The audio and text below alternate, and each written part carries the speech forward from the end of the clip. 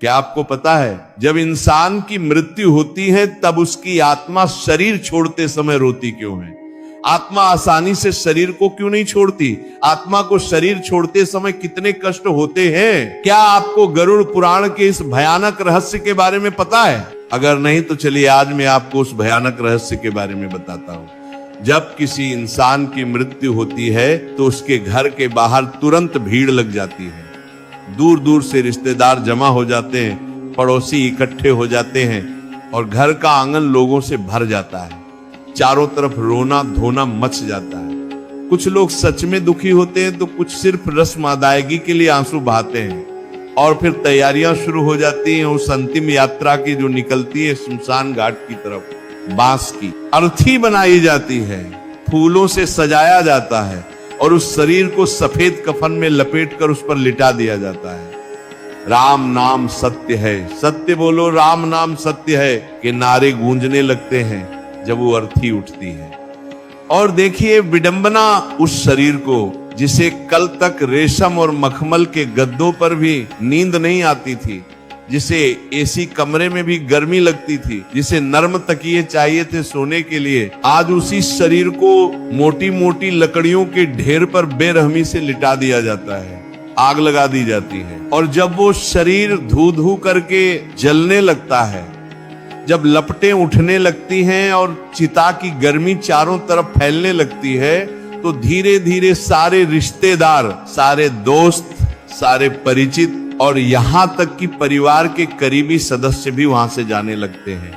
पहले दूर के रिश्तेदार जाते हैं, फिर पड़ोसी, फिर दोस्त और आखिर में करीबी परिवार वाले भी। वो पीछे मुड़कर भी नहीं देखते, ये मन में सोचकर कि अब सब खत्म हो गया, जो होना था हो गया, अब उस शरीर के लिए कुछ नहीं किया जा सकता।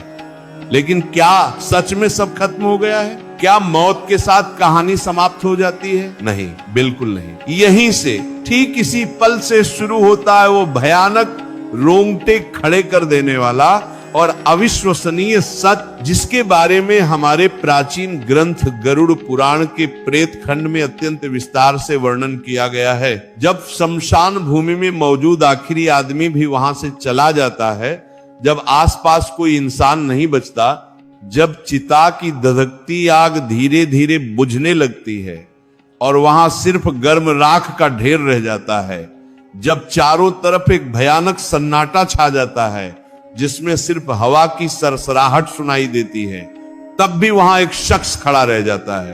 वो कोई जीवित इंसान नहीं होता, वो कोई शमशान का कर्मचारी नहीं होता, वो है उस मृतक की आत्मा जो अपनी ही बुझती चिता के पास, अपनी ही राख के ढेर के बगल में स्तब्ध होकर खड़ी है और उस भयावह मंजर को अपनी आंखों से देख रही होती है। जरा एक पल के लिए सोचिए, अपने आप को उस आत्मा की जगह रखकर महसूस कीजिए। वो आत्मा जो कुछ ही घंटे पहले, बल्कि कुछ पल पहले तक उस शरीर के अंदर थी, जो उस शरीर को अपना असली घर मानती थी, जो हर सांस के साथ उस शरीर में धड़कती थी, आज वो उसी शरीर को राख के काले धूसर ढेर में तब्दील होता हुआ देख रही है।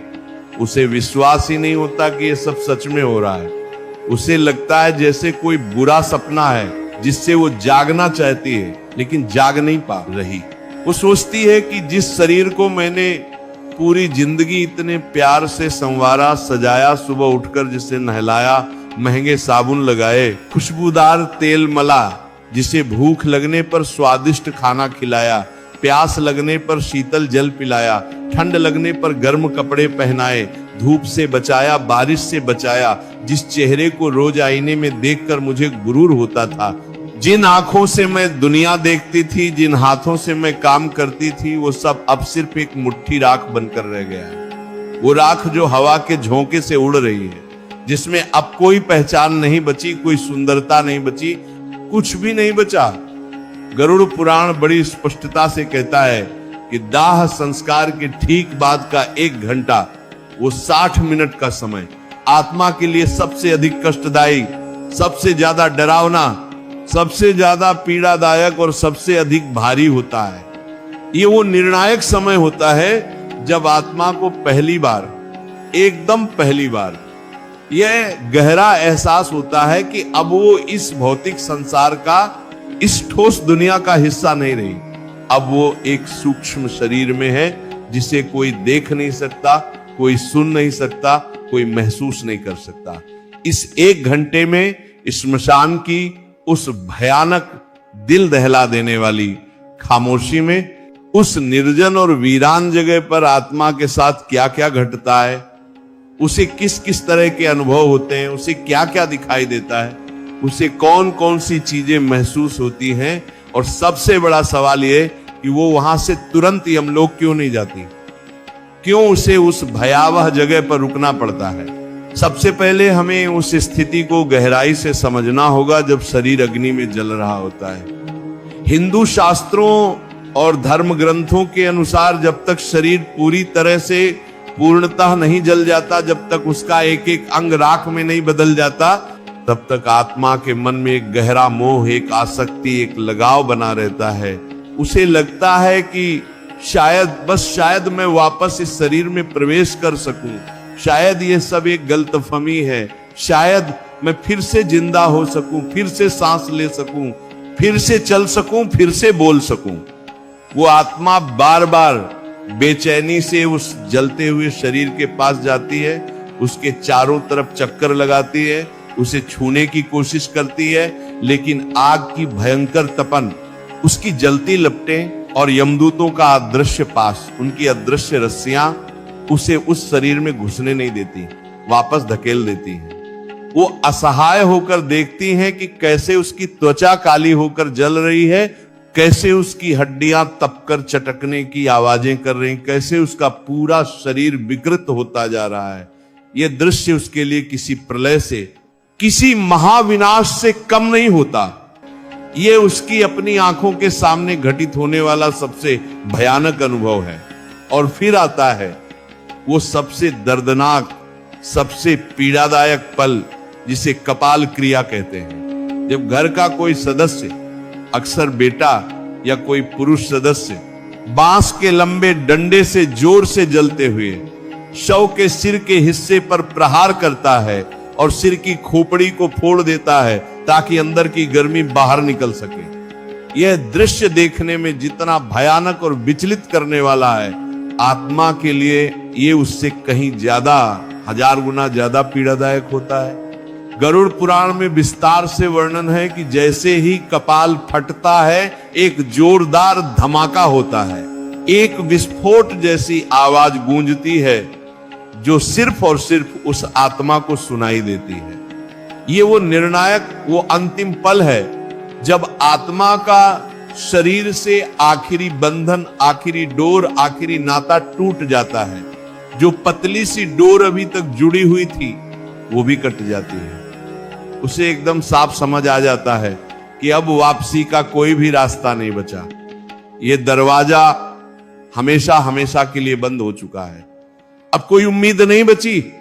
लेकिन असली कहानी, असली यात्रा, असली परीक्षा तो इसके बाद शुरू होती है, जब कपाल क्रिया पूरी हो जाती है और शरीर पूरी तरह जलकर राख और खाक हो जाता है। तब हिंदू परंपरा और नियम के अनुसार घर वाले और सभी रिश्तेदार वहां से लौटने की तैयारी करने लगते हैं। शास्त्रों में बहुत सख्त नियम है। एक चेतावनी है कि शमशान से लौटते वक्त जब आप वापस जा रहे हो तो पीछे मुड़कर बिल्कुल भी नहीं देखना चाहिए। क्या आपने कभी गंभीरता से सोचा है कि ऐसा क्यों कहा जाता है? ये कोई अंधविश्वास नहीं है, इसके पीछे एक बहुत बड़ा, बहुत गहरा और बेहद डरावना कारण छिपा है। जब परिवार के सदस्य, दोस्त और रिश्तेदार वहां से जाने लगते हैं, एक एक करके विदा होने लगते हैं, तो आत्मा घबरा जाती है, डर जाती है, बेचैन हो जाती है।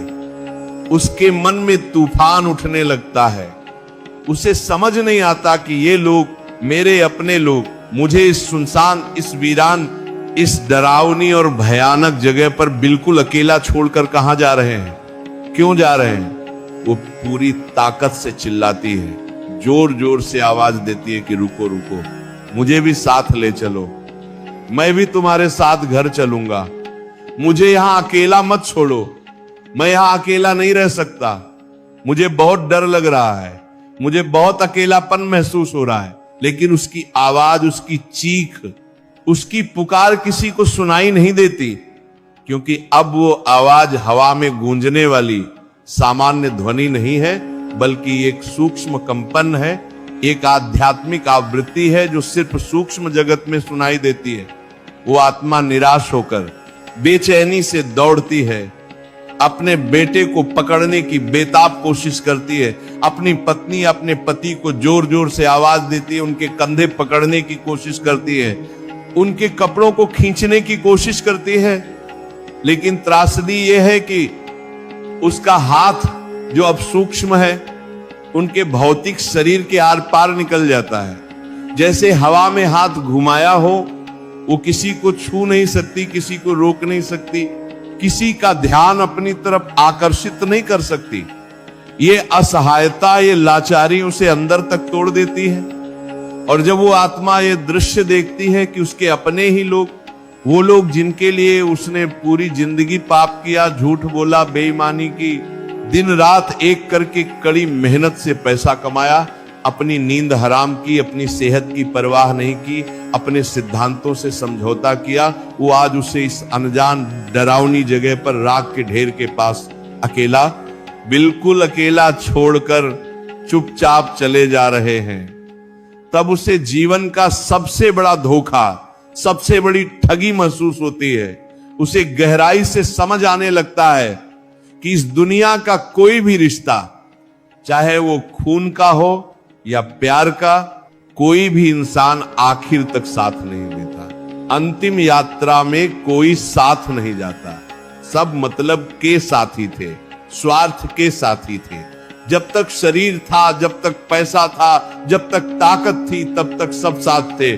जैसे ही शरीर ने साथ छोड़ा, जैसे ही मौत आ गई, सबने मुंह मोड़ लिया, सब पीछे हट गए। अब एक बहुत महत्वपूर्ण सवाल उठता है कि आत्मा उस शमशान की उस भयावह भूमि में पूरे 1 घंटे तक क्यों रुकती है? वो तुरंत अपने परिवार के पीछे क्यों नहीं जाती, या फिर सीधे यमलोक की यात्रा पर क्यों नहीं निकल जाती? गरुड़ पुराण के अनुसार शमशान भूमि को भगवान शिव का विशेष निवास स्थान माना जाता है। यह एक पवित्र लेकिन रहस्यमयी जगह है, लेकिन साथ ही यह अतृप्त आत्माओं, भटकती हुई रूहों, भूतों, प्रेतों और पिशाचों का गढ़ भी है, उनका अड्डा भी है।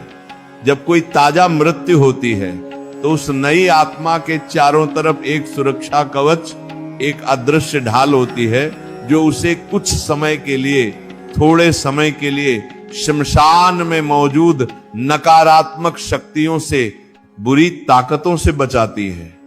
लेकिन जैसे जैसे समय बीतता जाता है, जैसे जैसे मिनट गुजरते जाते हैं, वो कवच धीरे धीरे कमजोर पड़ने लगता है, उसमें दरारें आने लगती हैं। उस 1 घंटे के दौरान आत्मा को शमशान में मौजूद दूसरी भटकती हुई आत्माएं, दूसरी रूहें दिखाई देने लगती हैं। पहले धुंधली, फिर थोड़ी स्पष्ट।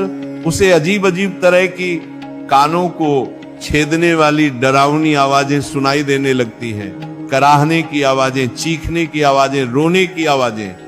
वो डर के मारे देखती है कि वहां कई ऐसी आत्माएं मौजूद हैं जो सैकड़ों सालों से, दशकों से मुक्ति के लिए तरस रही हैं, तड़प रही हैं, जो भूख और प्यास से बुरी तरह तड़प रही हैं, छटपटा रही हैं, जिनका सूक्ष्म शरीर विकृत हो चुका है, भयानक दिखता है। कुछ आत्माएं हवा में तैरती हुई दिखाई देती हैं, तो कुछ जमीन पर सांप की तरह रेंगती हुई दिखाई देती हैं। वो सभी उस नई आत्मा को देखकर उसकी तरफ लपकने लगती हैं, उसे डराने की कोशिश करती हैं, उसे अपने साथ खींचने की कोशिश करती हैं। ये दृश्य देखकर वो नई आत्मा डर के मारे आतंक से कांपने लगती है, उसके रोंगटे खड़े हो जाते हैं। वो छिपने की कोई जगह ढूंढने लगती है, कोई आड़ ढूंढती है, लेकिन श्मशान के उस खुले विशाल मैदान में छिपने की कोई जगह नहीं होती। चारों तरफ खुला आसमान, जमीन पर राख और बुझती चिताएं। अब उसे अपनी गलतियों का, अपने पापों का, अपने बुरे कर्मों का गहरा पछतावा होने लगता है। वो मन ही मन सोचने लगती है कि काश मैंने जीवन में कुछ पुण्य का काम किया होता, काश मैंने गरीबों की मदद की होती, काश मैंने मंदिर में दान दिया होता, काश मैंने रोज भगवान का नाम लिया होता, प्रार्थना की होती, तो शायद आज मुझे ये भयानक दिन नहीं देखना पड़ता, ये कष्ट नहीं भोगना पड़ता।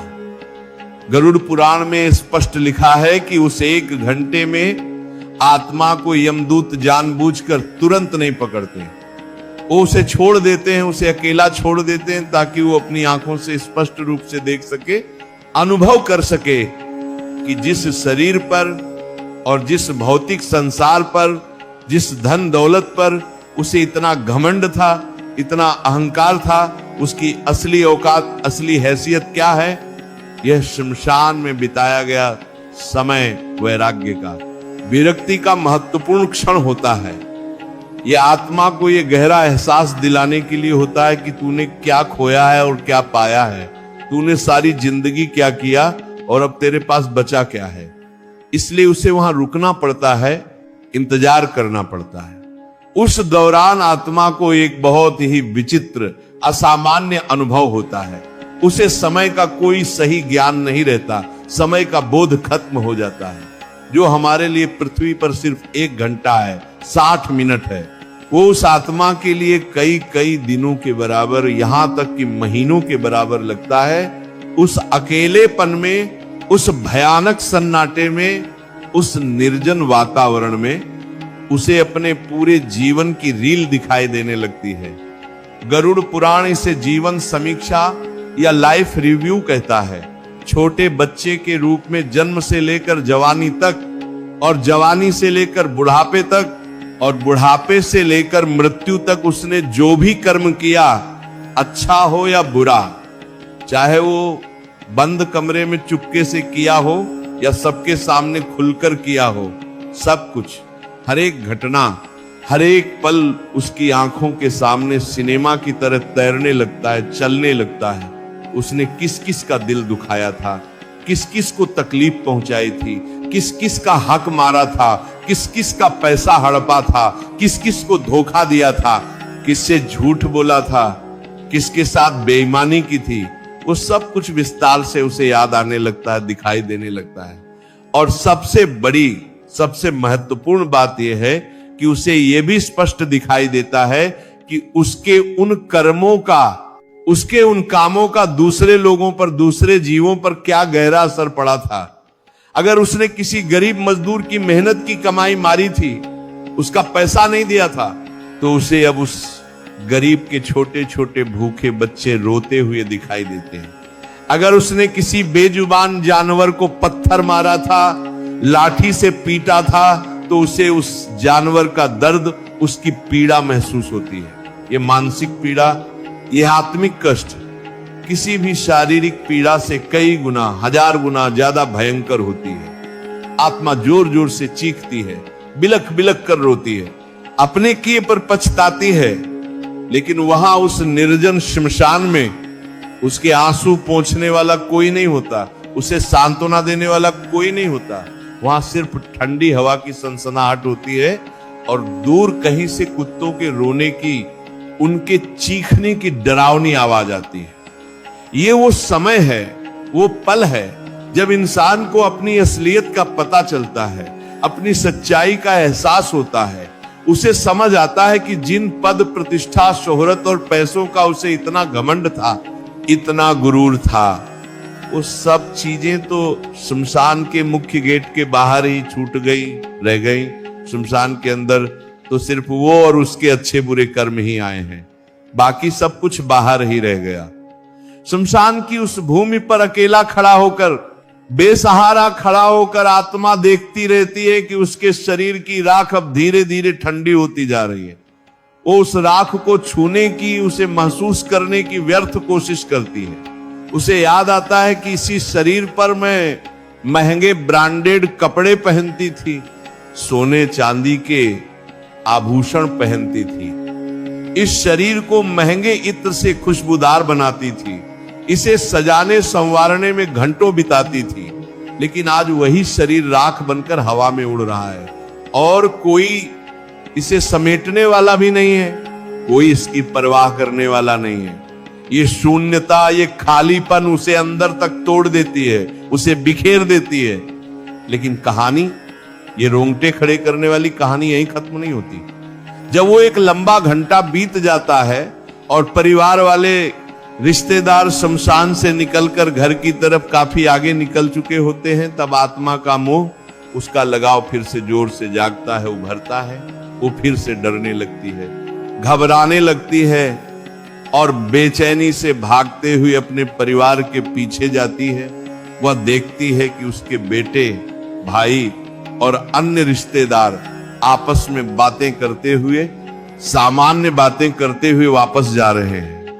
वो उत्सुकता से उनकी बातें सुनने की कोशिश करती है और कई बार अक्सर उसे यह सुनकर गहरा धक्का लगता है, दिल टूट जाता है कि वे लोग उसके जाने का दुख मनाने के बजाय, उसके बारे में बात करने के बजाय, उसके बैंक खाते की बातें कर रहे हैं, उसकी जायदाद की चर्चा कर रहे हैं, उसकी संपत्ति के बारे में योजना बना रहे हैं। डोरवे आपस में चर्चा कर रहे होते हैं कि अब दुकान कौन संभालेगा, मकान का बंटवारा कैसे होगा, किसको क्या मिलेगा, गहने कैसे बांटे जाएंगे। ये सब सुनकर आत्मा को ऐसा लगता है जैसे किसी ने उसके सीने में सीधा खंजर घोंप दिया हो, तेज चाकू मार दिया हो। वो बेबसी से चिल्लाती है, अरे मूर्खों, अरे अंधों, मैं अभी गया भी नहीं, मेरी चिता की राख अभी गर्म है और तुम लोगों ने बंटवारा शुरू कर दिया। तुम्हें जरा भी दुख नहीं है। लेकिन उसकी आवाज, उसकी पीड़ा उन तक नहीं पहुंचती, वे सुन नहीं पाते। इसीलिए हमारी परंपरा में, हमारे रीति रिवाजों में कहा जाता है कि श्मशान से घर में प्रवेश करने से ठीक पहले लोहे को छूना चाहिए, आग को छूना चाहिए या नीम की कड़वी पत्ती चबानी चाहिए। ये सब इसलिए किया जाता है ताकि अगर वो आत्मा मोहवश, लगाववश आपके पीछे पीछे घर तक आ गई है तो वो घर के अंदर प्रवेश ना कर सके, दरवाजे पर ही रुक जाए। क्योंकि अगर मृत्यु के तुरंत बाद, जब आत्मा अभी यमलोक नहीं गई है और वो किसी तरह घर में प्रवेश कर जाए और फिर उसे समय पर मुक्ति ना मिले, तो वो उस घर में प्रेत बनकर, भूत बनकर रहने लगती है। वो वहीं फंस जाती है और परिवार वालों को परेशान करने लगती है। गरुड़ पुराण में बड़े विस्तार से लिखा है कि आत्मा को बहुत तेज असहनीय प्यास लगती है। दाह संस्कार की भयंकर गर्मी से, चिता की आग की तपन से उसका सूक्ष्म शरीर जल रहा होता है, तप रहा होता है। वो पानी मांगती है, चिल्ला चिल्ला कर पानी मांगती है। वो अपने घर के मटकों के पास जाती है जहां ठंडा पानी रखा होता है।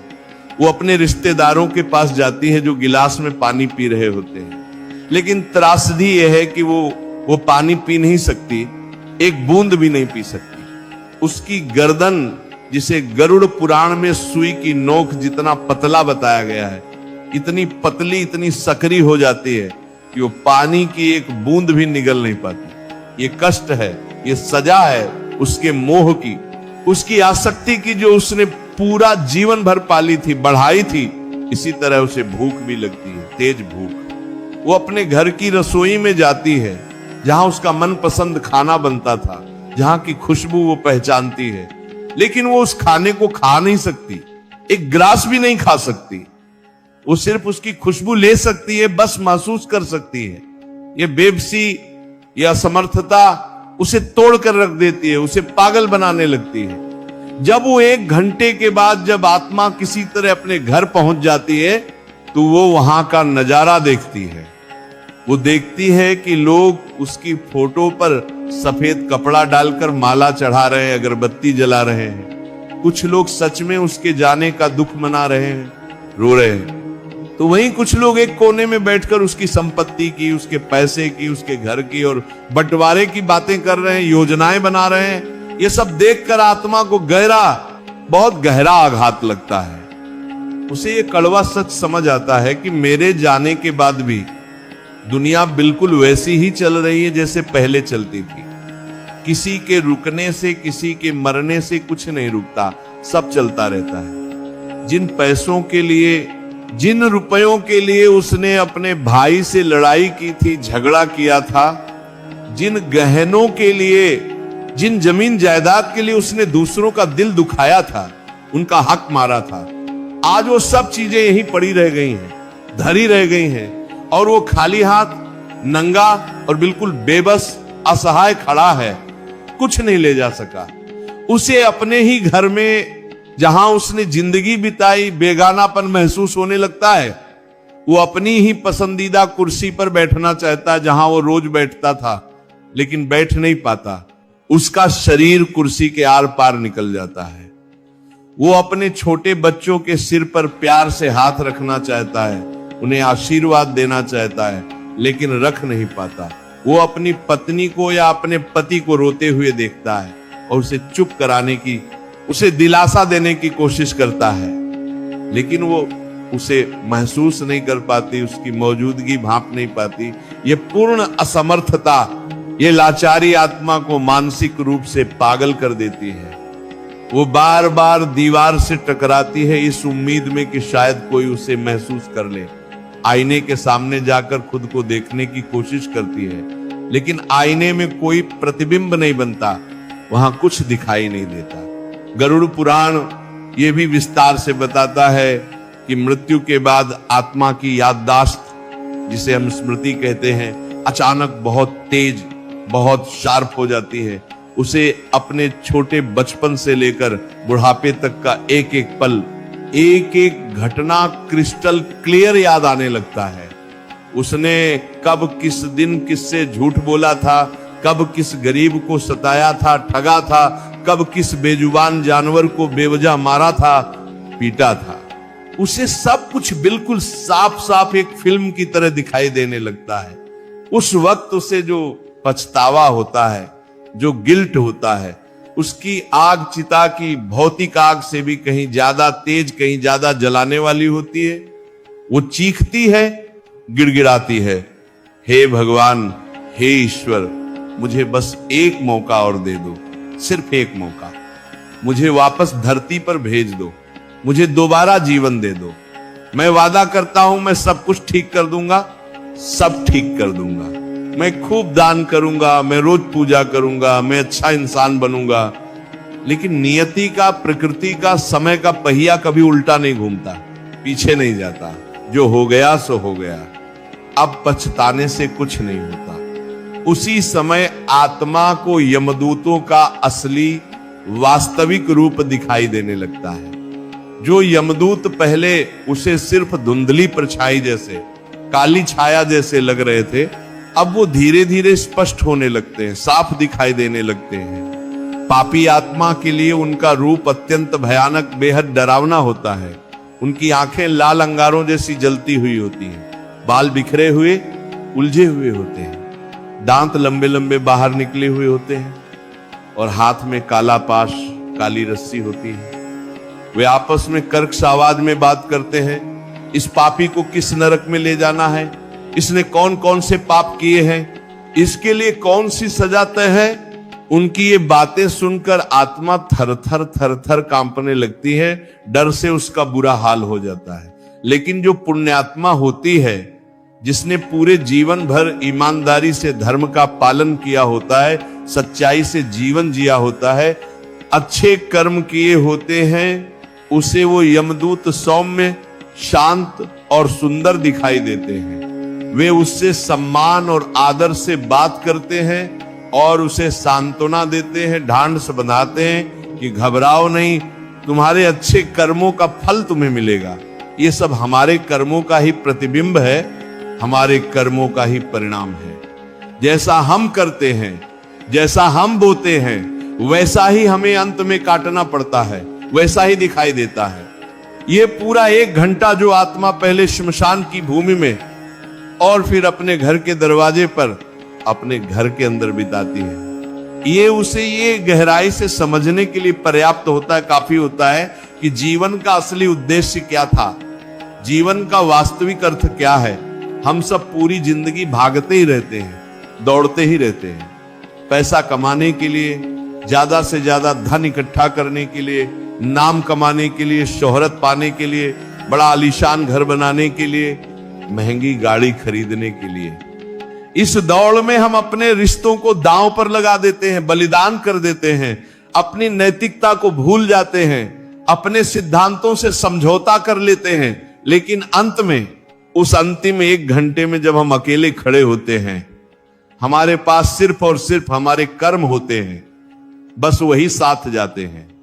अगर आपने जीवन में कभी किसी प्यासे को पानी पिलाया है, प्यार से पानी दिया है, तो उस कठिन वक्त आपको ठंडक महसूस होगी, शांति मिलेगी।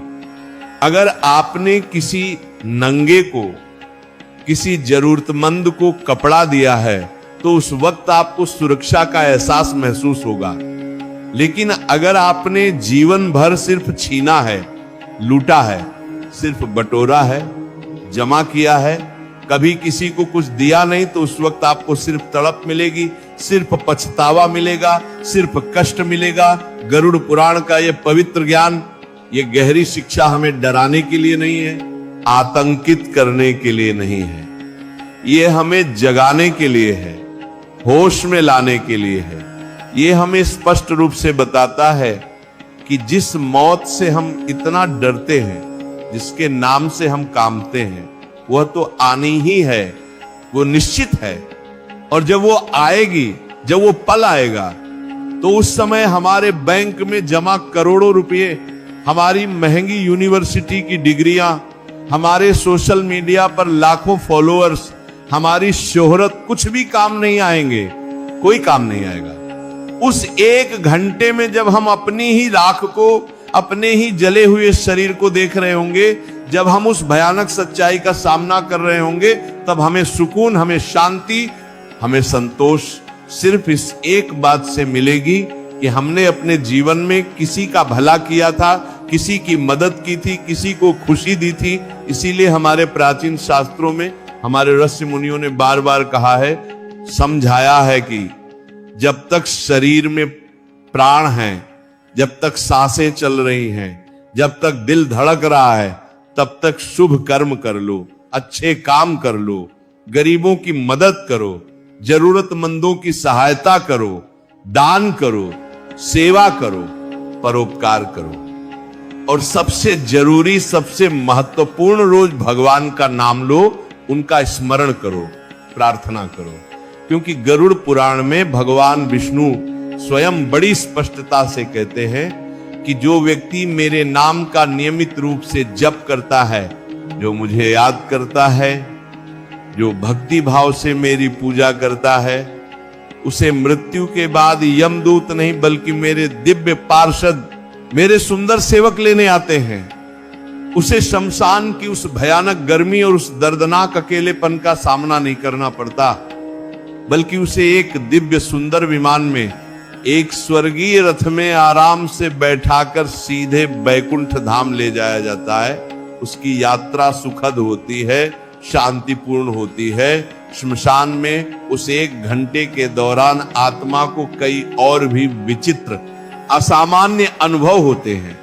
उसे वहां मौजूद पिंड और चावल के गोलों को, जो उसके पुत्र या परिवार के सदस्यों ने श्रद्धा से प्रदान किए हैं, खाने की तीव्र इच्छा होती है। गरुड़ पुराण के अनुसार पहले दिन का पिंडदान अत्यंत महत्वपूर्ण, बेहद जरूरी होता है। अगर सही विधि विधान से, पूरी श्रद्धा और भक्ति के साथ पिंडदान ना किया जाए, तो आत्मा को बहुत तेज भूख लगती है, असहनीय भूख लगती है, और वह शमशान में इधर से उधर, यहां से वहां भटकती रहती है। कभी कभी वह शमशान के पास लगे पुराने पेड़ों पर लटक जाती है, उन पर बैठ जाती है, या फिर पानी के स्रोतों के पास, कुओं के पास, तालाब के किनारे जाकर अपनी जलती प्यास बुझाने की बेताब कोशिश करती है। लेकिन बिना भौतिक शरीर के, बिना स्थूल देह के उस प्यास को बुझाना पूरी तरह नामुमकिन है, असंभव है। ये प्यास केवल शारीरिक नहीं होती, ये आत्मिक होती है, सूक्ष्म होती है, जो केवल और केवल पवित्र मंत्रों की शक्ति से और सच्ची श्रद्धा से ही शांत हो सकती है। जो लोग आज के आधुनिक युग में श्राद्ध और पिंडदान को बेकार मानते हैं, पुरानी परंपरा मानते हैं, अंधविश्वास मानते हैं, उन्हें यह गंभीरता से समझना चाहिए कि यह भोजन, ये पिंड भौतिक शरीर के लिए नहीं है। ये तो उस लंबी कठिन आध्यात्मिक यात्रा के लिए है जिस पर आत्मा निकली है, जिस पर उसे जाना है। बिना इस भोजन के, बिना इस ऊर्जा के आत्मा कमजोर हो जाती है, दुर्बल हो जाती है और प्रेत योनि में जाने का, भूत बनने का खतरा कई गुना बढ़ जाता है। एक और महत्वपूर्ण बात जो गरुड़ पुराण बड़े विस्तार से बताता है वो ये है कि उस विशेष समय पर आत्मा को अपने पूर्वज भी दिखाई दे सकते हैं, मिल सकते हैं। अगर उसके कर्म अच्छे रहे हैं, पुण्य के रहे हैं, तो उसके दादा परदादा पुरखे जो पितृलोक में शांति से रह रहे हैं, वे उसे लेने के लिए या उसे ढांढ बंधाने के लिए, उसे साहस देने के लिए वहां सूक्ष्म रूप में, आध्यात्मिक रूप में प्रकट हो सकते हैं। वे उसे प्रेम से, स्नेह से कहते हैं, बेटा डरो मत, घबराओ नहीं, हम सब तुम्हारे साथ हैं, हम तुम्हारी रक्षा करेंगे, तुम्हारे अच्छे कर्मों ने तुम्हारा साथ दिया है, अब तुम्हारी यात्रा सुखद होगी। ये मिलन, ये पुनर्मिलन आत्मा को बहुत गहरी शांति देता है, बहुत संतोष देता है, बहुत सुकून देता है। लेकिन दूसरी तरफ अगर कर्म बुरे हैं, पाप से भरे हुए हैं, तो उसे वहां सिर्फ घना अंधेरा और डरावनी विकृत आकृतियां ही दिखाई देती हैं। वह मदद के लिए, सहायता के लिए जोर जोर से पुकारता है, चिल्लाता है, लेकिन कोई नहीं आता, कोई जवाब नहीं देता। यह भयानक अकेलापन, यह पूर्ण एकांत ही नरक की पहली सबसे दर्दनाक सीढ़ी है। हमें ये गहराई से समझना होगा, अपने दिमाग में बैठाना होगा कि हमारा ये भौतिक शरीर 5 महाभूत तत्वों से, पंच तत्वों से बना है। पृथ्वी यानी मिट्टी, जल यानी पानी, अग्नि यानी आग, वायु यानी हवा और आकाश। जब दाह संस्कार में शरीर जलता है, अग्नि में भस्म होता है, तो ये पांचों तत्व वापस अपने मूल स्रोत में, वापस प्रकृति में मिल जाते हैं, विलीन हो जाते हैं। लेकिन आत्मा जो इन 5 तत्वों से परे है, जो इनसे ऊपर है, जो अमर है, अविनाशी है, वह वहीं रह जाती है। उसका सूक्ष्म शरीर, जिसे हम यातना शरीर भी कहते हैं, जिसमें मन, बुद्धि और संस्कार होते हैं, वह बना रहता है। इसी सूक्ष्म शरीर के माध्यम से, इसी के जरिए वह सुख और दुख महसूस करती है, अनुभव करती है। चिता की भौतिक आग उसे जला नहीं सकती, नष्ट नहीं कर सकती, लेकिन उसके बुरे कर्मों की आग, उसके पापों की आग उसे अंदर तक झुलसा देती है, जला देती है। आज की इस तेज रफ्तार भागदौड़ भरी जिंदगी में, इस आधुनिक युग में, हम इन गहरी आध्यात्मिक बातों को अक्सर अंधविश्वास मानकर नकार देते हैं, खारिज कर देते हैं। हम बड़े घमंड से सोचते हैं कि मरने के बाद किसने देखा है, क्या होता है। ये सब कहानियां हैं, मनगढ़ंत बातें हैं। आज का विज्ञान तो सबूत मांगता है, प्रमाण मांगता है, लेकिन हमें यह नहीं भूलना चाहिए कि हमारे महान ऋषि मुनियों ने, हमारे तपस्वियों ने अपनी दिव्य दृष्टि से, अपनी योग साधना से, अपनी गहरी तपस्या से इन सूक्ष्म लोकों को देखा है, अनुभव किया है और गरुड़ पुराण के रूप में हमें ये अनमोल नक्शा दिया है, ये मार्गदर्शन दिया है, ताकि हम रास्ता न भटके, सही मार्ग पर चले। ये एक गाइड बुक है, एक जीवन का मैनुअल है, जो हमें विस्तार से बताती है कि इस जीवन के बाद की यात्रा कैसी होगी, कैसे करनी है, क्या सावधानियां रखनी है। अगर हम इसे नजरअंदाज करेंगे, अगर हम इसे झुठलाएंगे, तो नुकसान हमारा ही होगा, पछतावा हमें ही होगा। जैसे किसी अनजान देश में, किसी विदेश में जाने से पहले हम वहां के नक्शे का अध्ययन करते हैं, वहां के नियम कानूनों को समझते हैं, वहां की संस्कृति के बारे में जानते हैं, ठीक वैसे ही मृत्यु के बाद की दुनिया को समझना, उसकी तैयारी करना भी उतना ही जरूरी है, बल्कि उससे भी ज्यादा जरूरी है। गरुड़ पुराण में यह भी बड़े विस्तार से बताया गया है कि जिन लोगों की अकाल मृत्यु होती है, असमय मृत्यु होती है, यानी जो अपने निर्धारित समय से पहले ही दुर्घटना में, सड़क हादसे में, आत्महत्या से, हत्या से या किसी भयानक महामारी के कारण मर जाते हैं, उनकी स्थिति उस 1 घंटे में और भी कहीं ज्यादा दर्दनाक और भी ज्यादा पीड़ादायक होती है। उन्हें ठीक से समझ ही नहीं आता कि उनके साथ अचानक क्या हो गया, क्यों हो गया। एक पल पहले तो वे जिंदा थे और अचानक सब कुछ खत्म हो गया। वे अपनी कटी फटी, बिखरी हुई या बुरी तरह जली हुई देह को देखकर और भी ज्यादा डर जाते हैं, सदमे में आ जाते हैं। उनका मोह, उनका लगाव और भी कई गुना ज्यादा गहरा होता है, क्योंकि उनकी सांसारिक इच्छाएं अभी अधूरी होती हैं। बंदा बुरा बनिंदिना, उनके सपने अधूरे होते हैं, उनका जीवन चक्र, उनकी आयु पूरी नहीं हुई होती। वे सोचते रहते हैं कि मुझे अभी तो बहुत कुछ करना था, बहुत कुछ देखना था। ऐसी अकाल मृत्यु की स्थिति में उनके लिए पिंडदान, तर्पण, श्राद्ध और नारायण बलि जैसी विशेष पूजाएं और भी ज्यादा जरूरी और भी ज्यादा महत्वपूर्ण हो जाती हैं। अगर आपके परिवार में, आपके रिश्तेदारों में या जान पहचान में किसी की ऐसी असामयिक अकाल मृत्यु हुई हो तो उनके नाम से उनकी शांति के लिए विशेष पूजा, विशेष हवन या दान जरूर करना चाहिए, ताकि उस 1 घंटे की भयानक तड़प से, उस पीड़ा से उन्हें थोड़ी राहत मिल सके, थोड़ा सुकून मिल सके और वे प्रेत योनि में न फंसे, न भटके। तो मैं आपसे कहूंगा कि आज रात जब आप सोने जाएं, जब आप अपने आरामदायक बिस्तर पर लेटे, तो एक बार गंभीरता से दिल से सोचिएगा जरूर कि अगर कल सुबह मेरी आंख ना खुले, अगर मेरी यही आखिरी रात हो और मैं कल उसी श्मशान में अपनी राख के पास अकेला खड़ा रहूं, तो मेरे पास खुश होने के लिए क्या होगा? मुझे संतोष कहां से मिलेगा? क्या मेरे पास कोई ऐसा पुण्य का कर्म है, कोई ऐसी अच्छाई है जिसे देखकर मैं गर्व से सीना तान कर कह सकूं कि हां, मेरा जीवन सार्थक था, मेरा जीवन सफल था, मैंने कुछ अच्छा किया? अगर इस सवाल का जवाब ना है, अगर आपके पास कोई संतोषजनक जवाब नहीं है, तो सुनिए, अभी भी देर नहीं हुई है, अभी भी समय है, सांसें चल रही हैं, मतलब अभी भी मौका बाकी है, अवसर है।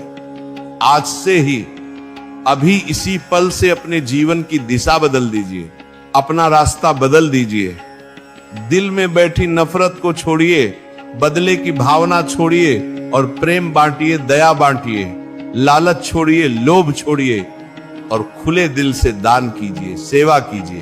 अहंकार छोड़िए, घमंड छोड़िए और सच्ची भक्ति कीजिए। विनम्रता अपनाइए, अपने माता पिता की, जिन्होंने आपको जन्म दिया, पाला पोसा, सच्ची सेवा कीजिए। उनका दिल रखिए, उनकी इज्जत कीजिए, क्योंकि गरुड़ पुराण बड़ी सख्ती से कहता है कि जो अपने माता पिता को दुख देता है, उन्हें सताता है, उनका अपमान करता है, उसे यमलोक के कठिन मार्ग में जलती हुई आग पर चलना पड़ता है, कांटों पर चलना पड़ता है। जो पराई स्त्री पर, दूसरे की पत्नी पर बुरी नजर डालता है, कुदृष्टि डालता है, उसकी आंखों में यमलोक में लाल गर्म लोहे की सलाखें डाली जाती हैं। जो धोखे से, बेईमानी से, भ्रष्टाचार से धन कमाता है, हराम की कमाई करता है, उसे वहां जहरीले सांपों और बिच्छुओं के बीच रहना पड़ता है, उनके डंक सहने पड़ते हैं। ये सब कोरे रूपक नहीं है, कोई कल्पना नहीं है। ये वो कठोर सच है, वो वास्तविकताएं हैं जिनका सामना हमें जल्दी या देर से करना ही है, क्योंकि अंत में उस निर्णायक 1 घंटे में सिर्फ हमारे कर्म ही काम आएंगे, बाकी कुछ नहीं। बाकी सब चीजें यहीं की यहीं, इसी धरती पर शमशान के राख के ढेर में मिल जाएंगी। आपके बड़े बड़े मकान, आपके आलीशान बंगले, आपकी महंगी गाड़ियां, आपके सोने के गहने, आपके बैंक लॉकर, सब यहीं रह जाएंगे। सब दूसरे लोग ले लेंगे, बांट लेंगे, भोग लेंगे। आपका ये शरीर भी, जिसे आप इतना प्यार करते थे, ये भी आपसे छीन लिया जाएगा, जला दिया जाएगा। आपके पास बचेगा तो केवल और केवल आपका स्वभाव और आपके कर्म, बस यही 2 चीजें साथ जाएंगी। अगर आज की ये जानकारी, ये गहरा सत्य आपके दिल तक पहुंचा हो, आपके दिमाग में उतरा हो, तो इसे केवल एक वीडियो समझकर, एक कहानी समझकर मत भूल जाइएगा। यह एक गंभीर चेतावनी है, एक महत्वपूर्ण संकेत है, एक जागृति का आह्वान है। इसे अपने दैनिक जीवन में उतारिए, लागू कीजिए। और अगर आप सच में चाहते हैं कि आपके पूर्वजों को, आपके पितरों को शांति मिले, मुक्ति मिले, तो कमेंट में पूरी श्रद्धा के साथ, पूरी भक्ति के साथ ओम नमो नारायण या ओम शांति जरूर लिखें। यह छोटा सा पवित्र मंत्र उन भटकती आत्माओं तक एक सकारात्मक ऊर्जा पहुंचा सकता है, उन्हें राहत दे सकता है। और इस महत्वपूर्ण सत्य को, इस ज्ञान को अपने दोस्तों और परिवार के सदस्यों के साथ जरूर शेयर करें, जरूर बांटें, ताकि वे भी इस अज्ञान की गहरी नींद से जाग सकें, होश में आ सकें। याद रखिए, हमेशा याद रखिए कि मौत जीवन का अंतिम सच है, अटल सत्य है। लेकिन कर्म, हमारे कर्म मौत से भी बड़ा सच है, उससे भी ज्यादा महत्वपूर्ण है। हम अक्सर मौत से डरते हैं, उसके नाम से कांपते हैं, लेकिन सच तो यह है कि हमें डरना चाहिए उस बेकार के जीवन से जो हमने व्यर्थ गंवा दिया, बर्बाद कर दिया। हमें डरना चाहिए उन आंसुओं से, उन दुखों से जो हमारी वजह से, हमारे कारण किसी की आंखों में आए, किसी के दिल में पैदा हुए। हमें डरना चाहिए उस विश्वास से, उस भरोसे से जो हमने तोड़ा, जो हमने खंडित किया, क्योंकि यही वो चीजें हैं, यही वो कर्म है जो शमशान की उस वीरान भूमि पर हमारे सामने साक्षात खड़े होंगे, हमसे सवाल करेंगे। अंत में मैं बस इतना ही कहना चाहूंगा कि ये जीवन एक अस्थाई सराय है, एक धर्मशाला है।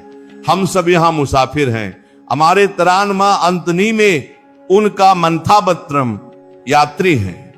कोई जल्दी यहां से चला जाएगा, कोई थोड़ी देर से, लेकिन जाना तो सबको है।